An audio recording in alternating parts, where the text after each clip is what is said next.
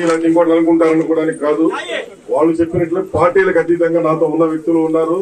అలాగే ఇక్కడ ఈ రోజు వైఎస్ఆర్ కాంగ్రెస్ పార్టీలో నిజంగా 2019 ఎన్నికల్లో వీళ్ళందరికీ న్యాయం జరిగిద్దని ప్రతి ఒక్కరూ ఆ రోజు మరి రాజశేఖర్ గారు మంత్రి అవుతారని, మరి అలాగే మేము కూడా అలాంటి సీనియర్ నాయకులు మాకు ఉన్నారు మంత్రి అవుతాడని, ఆయన అడుగుజాడలో మన నియోజకవర్గం బాగుంటుందని చెప్పేసి మేమందరం పనిచేశాం.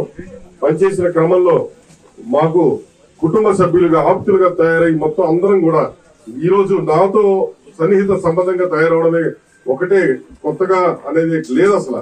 ఎందుకంటే గత 4 తరాలుగా 3 తరాలుగా అనుబంధంగా ఉన్న ఇక్కడ అన్ని కుల మతాలకు అతీతంగా అందరం వరుసలు పెట్టుకుని పిలుచుకుంటా ఉంటాం. అందరం ఒకళ్ళింటో ఒకళ్ళు భోంచేస్తా ఉంటాం. ఎటువంటి పరిస్థితుల్లో ఏదో ఊరికే కాదన్నా సీఎం ఆఫీస్ కి పిలిచి ఎవరో 2-3 చెబితే వినడానికి అంత భయపడడానికి కాదు. నియోజకవర్గం ఈసారి ప్రతి ఒక్క కార్యకర్తని బాగా చూసుకోవాలి, బాగుండాలి.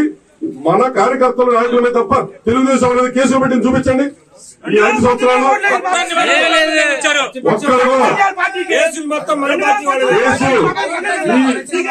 ఓపెన్గా చెప్తున్నా. మరి మా వైస్ చైర్మన్ కొలిసారి శ్రీనివాసరావు గారు 6.5 కోట్ల పైన తీసుకొని 3 కోట్లు ఇచ్చి 2.5 కోట్లు కొట్టి ఈ రోజు పోయి గుంటూరులో కూర్చుంది.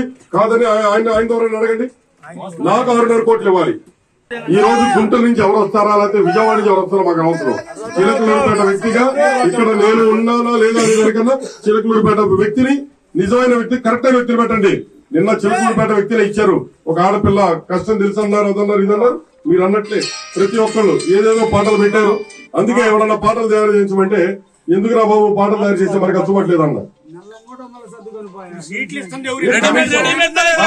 అక్కడ అవసరం అంటారు, అక్కడ కాబట్టి మనోహర్ అక్కడ పెట్టి ఇక్కడికి వచ్చి అధిక